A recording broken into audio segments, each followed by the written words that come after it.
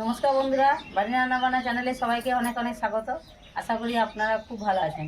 চলে এলাম আবার নতুন রেসিপি নিয়ে। আজ আমি আপনাদের দেখাবো, আমি দেখাবো না, আমার বৌমা দেখাবে ডিম চপ। তো বন্ধুরা, আমি 400 থেকে 500 আগে থেকে আলু কেটে নিয়েছি আর সাথে 4টে ডিম নিয়ে নিয়েছি। তো এগুলোকে আমি এবার সেদ্ধ করে নেব। দেখুন বন্ধুরা, কড়াই উনুনটা ধরে গেছে। উনুনের মধ্যে আমি কড়াইটা বসিয়ে নেব। জল দিয়ে দিচ্ছি।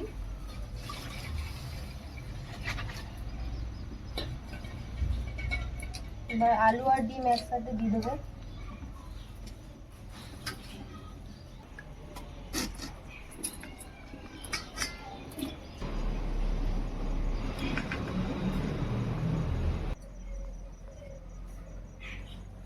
আমি 10 থেকে 15 মিনিট ঢেকে রেখে দেবো। ডিম চপ তৈরি করার জন্য পেঁয়াজ, রসুন, আদা, ধনেপাতাটাকে কেটে নেব। আমি লেবুটাকে গুঁড়ো করে নেব।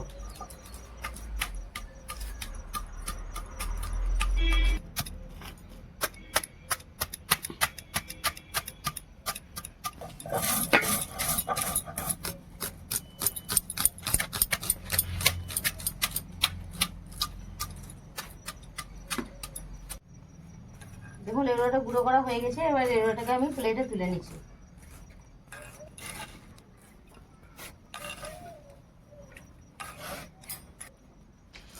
তুমি এই রসুনটাকে ছাড়িয়ে দাও। আদাটা দেবে না, আদাটা ইয়ে করবে।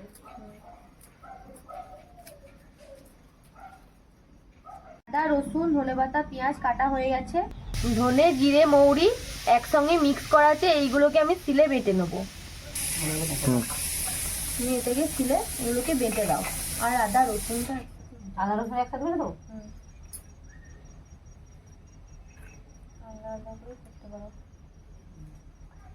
তো 15 মিনিট হয়ে গেছে। এবার আমি ঢাকনাটা খুলে দেখি। এবার ডিম আলুটা সিদ্ধ হয়ে গেছে। তবে এটাকে আমি তুলে নেব।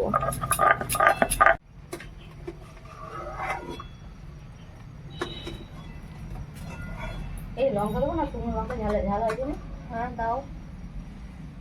আমি এতগুলো লঙ্কা নিয়ে নিয়েছি, জিরের সাথে বেটে দেবো।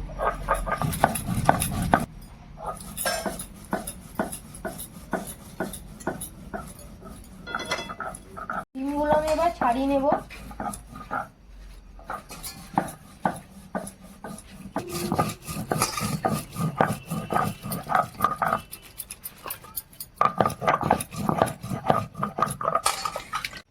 এবার আমি ডিমগুলোকে হাফ হাফ করে কেটে নেব।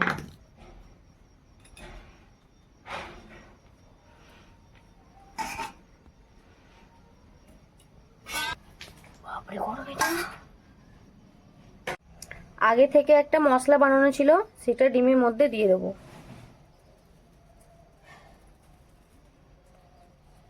আলুটাকে আমি হাতায় করে ভালো করে মেখে নেব।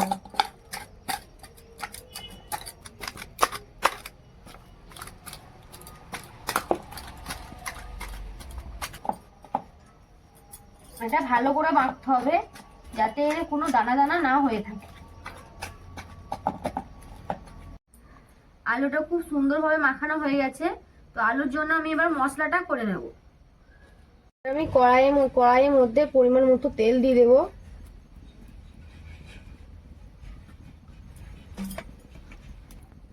একটু জিরে দিয়ে দেবো ফোড়নে।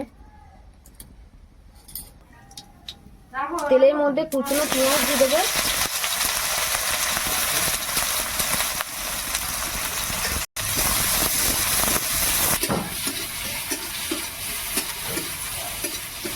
পেঁয়াজটা একটু ভাজা হয়ে গেছে।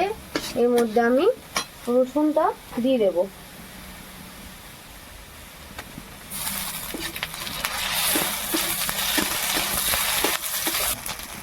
দিয়ে দিচ্ছি আদা বাটা।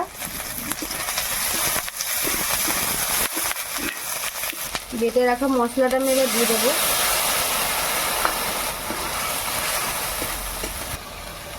এবার দিয়ে দিচ্ছি পরিমাণ মতো হলুদ গুঁড়ো, হালকা একটু চিনি দিয়ে দেবো।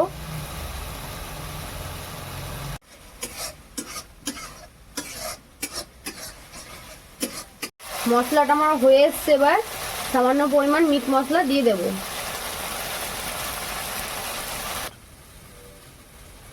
কড়াইয়ের মধ্যে আলুটাকে আমি দিয়ে দেব।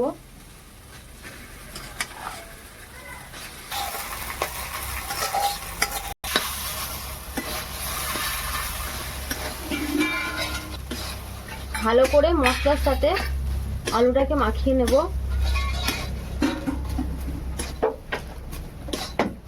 মধ্যে লবণ দিয়ে দেবো, কড়া ধনেপাতা দিয়ে দেবো,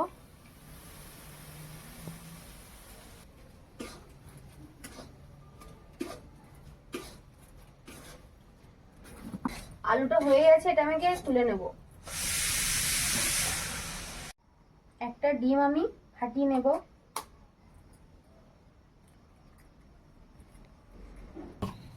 এক চিমটি লবণ দিয়ে দেবো, 1 চামচ কর্নফ্লাওয়ার দিয়ে দেবো। এটা ভালো করে মেখে নেব। আলুর মধ্যে ডিমটাকে ঢেকে নেব।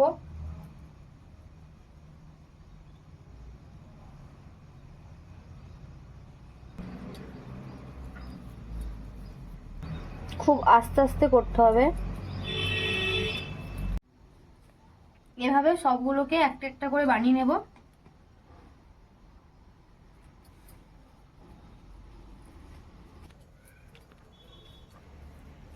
ডিমগুলো সব তৈরি করা হয়ে গেছে।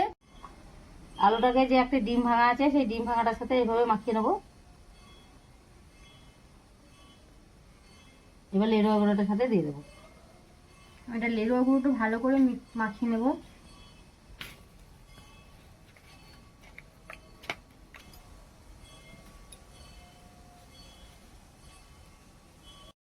একবার মাখানো হয়ে গেছে, আর একবার সেম এরকম ভাবেই মাখিয়ে নেব।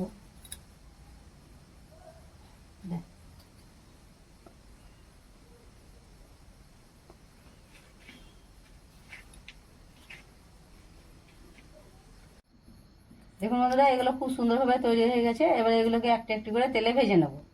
না, এগুলো তেলে ভেজে নে। খুব বেশি আঁচ দিলে হবে না। ওপরে যাবে, ওপরে যাবে।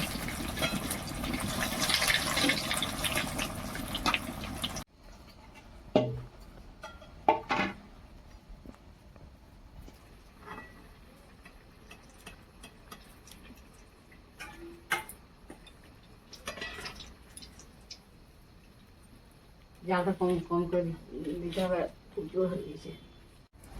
তো বন্ধুরা, আপনারা বাড়িতে অবশ্যই তৈরি করে দেখবেন। যদি ভালো লাগে কমেন্টে জানাবেন। দেখুন বন্ধুরা, সবগুলো ভাজা হয়ে গেছে। এবার আমি সবগুলোকে তুলে নিচ্ছি।